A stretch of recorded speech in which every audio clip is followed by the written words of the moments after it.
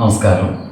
വേദാംഗ ജ്യോതിഷത്തിലെ അമൂല്യമായ അറിവുകൾ പകർന്നു തരുന്ന പ്രശാന്തം ആസ്ട്രോ ചാനലിലേക്ക് ഏവർക്കും സ്വാഗതം.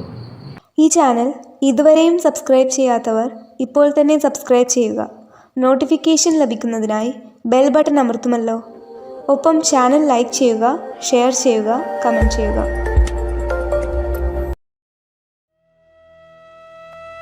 കൊല്ലവർഷം 1199 മീന സംക്രമം ഭരണി നക്ഷത്രത്തിലാണ്.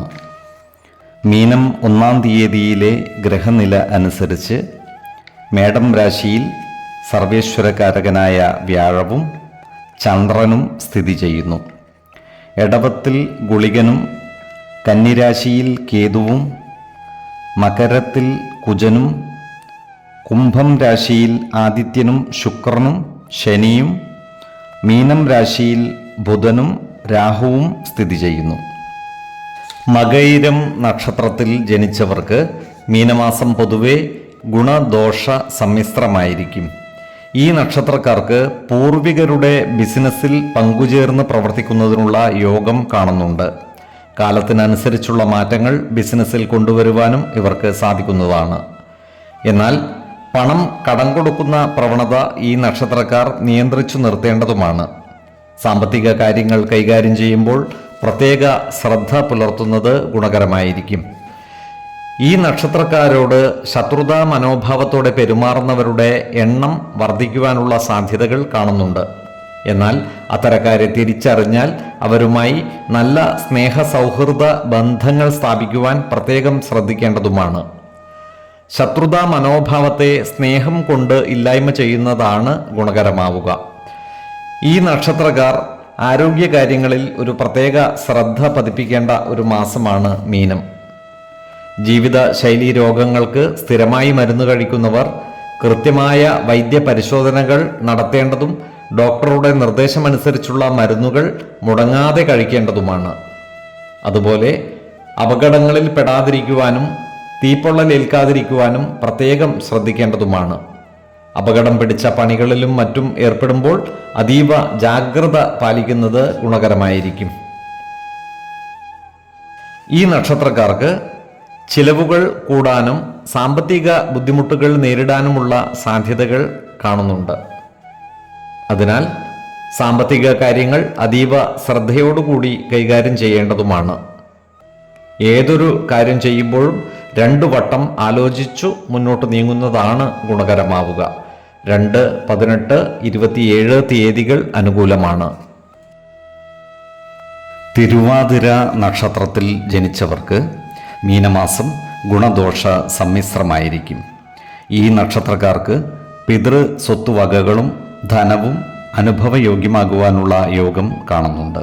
അതിനാൽ ഇത്തരം സ്വത്തുവകകളും മറ്റും ഭാഗം വെച്ച് കിട്ടാനുള്ളവർക്ക് അതിനായി പരിശ്രമിക്കുന്നതിന് അനുകൂലമായ കാലമാണ്. എന്നാൽ സഹോദരങ്ങളിൽ നിന്നും വേണ്ടത്ര സഹകരണം ലഭിക്കാതെ വരുന്നതുമാണ്. സഹോദരങ്ങളുമായി നല്ല സ്നേഹബന്ധം നിലനിർത്തുവാൻ പരമാവധി പരിശ്രമിക്കേണ്ടതുമാണ്. അനാവശ്യ വാക്കുതർക്കങ്ങളും ഇടപെടലുകളും ഒഴിവാക്കി മുന്നോട്ട് നീങ്ങുവാൻ പരിശ്രമിക്കേണ്ടതാണ്. ഈ നക്ഷത്രക്കാർ സർക്കാരിൻ്റെയോ മറ്റു വിദ്യാഭ്യാസ സ്ഥാപനങ്ങളുടെയോ പ്രവർത്തന കമ്മിറ്റികളുമായി ബന്ധപ്പെട്ട് പ്രവർത്തിക്കുവാൻ ഇടയുണ്ട്. ഇത്തരം കമ്മിറ്റികളുടെ നേതൃത്വം ഏറ്റെടുത്താലും അത്ഭുതപ്പെടുവാനില്ല. ഇവർക്ക് പല കാര്യങ്ങളുമായി ബന്ധപ്പെട്ട് വീട് വിട്ടുനിൽക്കുവാനുള്ള യോഗവും കാണുന്നുണ്ട്. ഈ നക്ഷത്രക്കാർക്ക് സാമ്പത്തിക കാര്യങ്ങളിൽ ഈ മാസം വലിയ പ്രയാസം നേരിടുകയില്ല. എന്നാൽ ആരോഗ്യകാര്യങ്ങളിൽ ഇവർ ഒരു പ്രത്യേക ശ്രദ്ധ പതിപ്പിക്കേണ്ടതാണ്. ജീവിത ശൈലീ രോഗങ്ങൾക്കും മറ്റും സ്ഥിരമായി മരുന്ന് കഴിക്കുന്നവർ കൃത്യമായ വൈദ്യ പരിശോധനകൾ നടത്തേണ്ടതുമാണ്. ശരീരത്തിനാവശ്യമായ പോഷക സമ്പുഷ്ടമായ ആഹാരം കഴിക്കുകയും ആവശ്യമായ വ്യായാമവും വിശ്രമവും നൽകി ശരീരത്തെ പരിരക്ഷിക്കേണ്ടതുമാണ്. ഏതു കാര്യം ചെയ്യുമ്പോഴും 2 വട്ടം ആലോചിച്ചു മുന്നോട്ട് നീങ്ങുന്നതാണ് ഗുണകരമാവുക. 3, 16, 23 തീയതികൾ അനുകൂലമാണ്. പുണർദം നക്ഷത്രത്തിൽ ജനിച്ചവർക്ക് മീനമാസം പൊതുവെ ഗുണദോഷ സമ്മിശ്രമായിരിക്കും. ഈ നക്ഷത്രക്കാർക്ക് അവരവരുടെ കർമ്മ മേഖലകളിൽ അപ്രതീക്ഷിതമായ ചില പ്രശ്നങ്ങൾ ഉടലെടുക്കുവാനുള്ള സാധ്യതകൾ കാണുന്നുണ്ട്. അതിനാൽ ജോലിസ്ഥലത്ത് സഹപ്രവർത്തകരോടും മേലധികാരികളോടും നല്ല രീതിയിൽ പെരുമാറുകയും എല്ലാവരുടെയും ഇഷ്ടം നേടിയെടുക്കുവാൻ പരമാവധി പരിശ്രമിക്കുകയും വേണം. ജോലിസ്ഥലത്തുള്ള അനാവശ്യ ഇടപെടലുകളും ഭാഷണങ്ങളും ഒഴിവാക്കി മുന്നോട്ട് നീങ്ങുവാൻ പരമാവധി ശ്രദ്ധിക്കേണ്ടതുമാണ്. ഏറ്റെടുക്കുന്ന കാര്യങ്ങൾ കൃത്യനിഷ്ഠതയോടെയും സത്യസന്ധതയോടെയും പൂർത്തിയാക്കുവാൻ പരിശ്രമിക്കേണ്ടതുമാണ്. ഈ നക്ഷത്രക്കാരോട് ശത്രുതാ മനോഭാവത്തോടെ പെരുമാറുന്നവരുടെ എണ്ണം കൂടുവാനുള്ള സാധ്യതകളും കാണുന്നുണ്ട്. അത്തരം ആളുകളെ തിരിച്ചറിഞ്ഞാൽ അവരുമായി നല്ല സ്നേഹസൗഹൃദം നിലനിർത്തുവാൻ പരിശ്രമിക്കേണ്ടതുമാണ്. ഈ നക്ഷത്രക്കാരുടെ ആരോഗ്യനില മെച്ചപ്പെടുന്നതായിരിക്കും. ഇവർക്ക് ചില സമ്മാനങ്ങൾ ലഭിക്കുവാനുള്ള സാധ്യതകളും കാണുന്നുണ്ട്. എന്നാൽ കിട്ടാനുള്ള പണം കയ്യിൽ വന്നു ചേരുവാൻ കാലതാമസം നേരിട്ടാൽ അതിൽ അത്ഭുതപ്പെടുവാനില്ല. അതിനാൽ ഇത്തരം പണം കയ്യിലെത്തുന്നതുവരെ പണം തരാനുള്ളവരെ വിളിച്ചന്വേഷണം നടത്തുന്നതും നേരിൽ ബോധ്യപ്പെടുത്തുന്നതും ഗുണകരമായിരിക്കും. ഈ നക്ഷത്രക്കാരുടെ സഹോദരങ്ങളുടെ വിവാഹം നടന്നു കാണുവാനുള്ള യോഗം കാണുന്നുണ്ട്. അതുപോലെ ഇവർക്ക് ഭക്ഷ്യ വിഷബാധ ഏൽക്കുവാനുള്ള സാധ്യതകൾ കാണുകയാൽ പുറത്തുനിന്നും ഭക്ഷണം കഴിക്കുമ്പോൾ ജാഗ്രത പാലിക്കുന്നത് ഗുണകരമായിരിക്കും. 5, 15, 25 തീയതികൾ അനുകൂലമാണ്. പൂയം നക്ഷത്രത്തിൽ ജനിച്ചവർക്ക് മീനമാസം പൊതുവെ ഗുണഫലങ്ങൾ കൂടിയിരിക്കും. ഈ നക്ഷത്രക്കാർക്ക് പലവിധ ക്രയവിക്രയങ്ങളിൽ നിന്നുമായി സാമ്പത്തിക നേട്ടം ഉണ്ടാകുന്നതാണ്. എന്നാൽ ഇവർ വസ്തുവകകൾ വിൽക്കുന്ന തീരുമാനം മാറ്റുന്നതുമാണ്. ഈ നക്ഷത്രക്കാരായ കലാകാരന്മാർക്കും സാഹിത്യ പ്രവർത്തകർക്കും അനുകൂലമായ കാലമാണ്. നൂതന സൃഷ്ടികളിലൂടെ സമൂഹ മനസ്സിൻ്റെ അംഗീകാരം നേടിയെടുക്കുവാൻ ഇവർക്ക് സാധിക്കുന്നതുമാണ്. പലവിധ ആദരങ്ങളും പുരസ്കാരങ്ങളും ഇവരെ തേടിയെത്തിയാലും അത്ഭുതപ്പെടുവാനില്ല.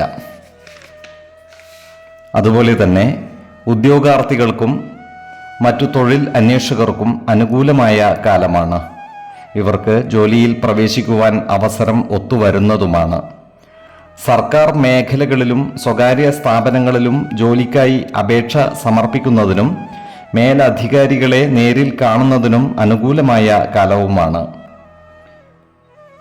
അതുപോലെ ഈ നക്ഷത്രക്കാർക്ക് സ്വന്തമായി ഭവന നിർമ്മാണം ആരംഭിക്കുന്നതിനുള്ള അവസരം ഒത്തുവരുന്നതുമാണ്.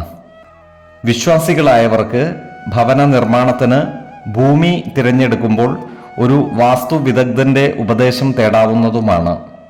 അതുപോലെ ഒരു ദൈവജ്ഞനെ കണ്ട് ഭൂമിയുടെ ഗുണദോഷങ്ങൾ വിചിന്തനം ചെയ്യാവുന്നതുമാണ്. ലക്ഷങ്ങൾ ചെലവഴിച്ച് ഭവനം നിർമ്മിക്കുമ്പോൾ ഉത്തമ ഭൂമി തിരഞ്ഞെടുക്കേണ്ടതാണ്.